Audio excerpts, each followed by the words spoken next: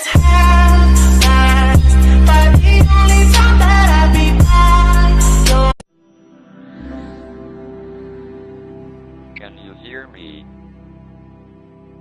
Professor Stephen Hawking was born January 1942 in Oxford, England, 300 years to the day after Galileo's death.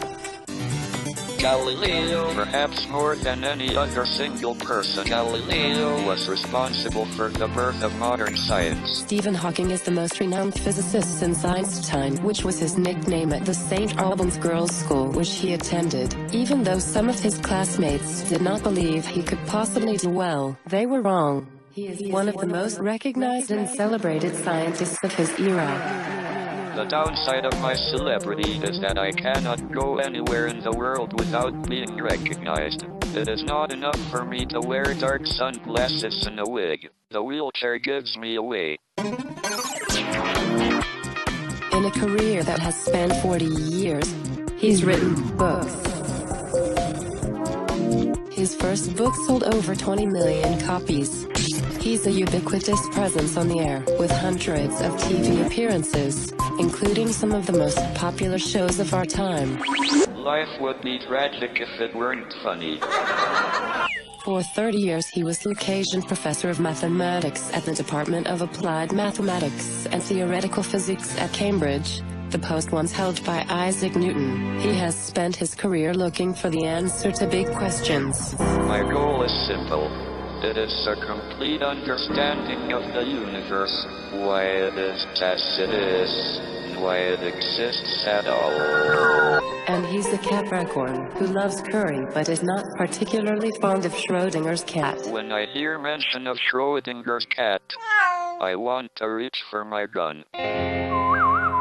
Stephen Hawking. And although he can no longer speak, having lost the ability to do so in 1985, he has one of the most recognized voices the world over, courtesy of his voice synthesizer. For millions of years, mankind lived just like the animals. Then something happened which unleashed the power of our imagination. We learned to talk and we learned to listen. Speech has allowed the communication of ideas, enabling human beings to work together to build the impossible. Mankind's greatest achievements have come about by talking, and its greatest failures by not talking. It doesn't have to be like this. Our greatest hopes could become reality in the future. With the technology at our disposal, the possibilities are unbounded. All we need to do is make sure we keep talking, keep talking, keep talking, keep talking, keep talking. Stephen Hawking. His name adorns buildings around the world, and now a complete center for research, training and outreach at the Perimeter Institute in Ontario, Canada. He even has an asteroid named after him. Oh, and he's done a bit of science in his spare time. His principal fields of research have been theoretical cosmology and quantum gravity.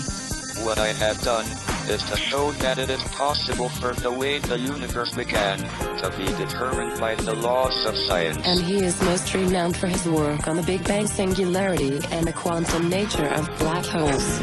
Science. He helped prove that we must go beyond Einstein, and the discovery of Hawking radiation pointed the way.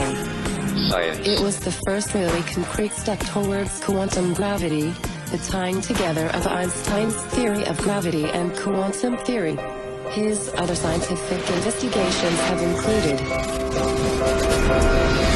and he's done all this while being challenged by a motor neuron disease known as ALS, which he has lived with for 40 years. My expectations were reduced to zero when I was 21. Everything since then has been a bonus.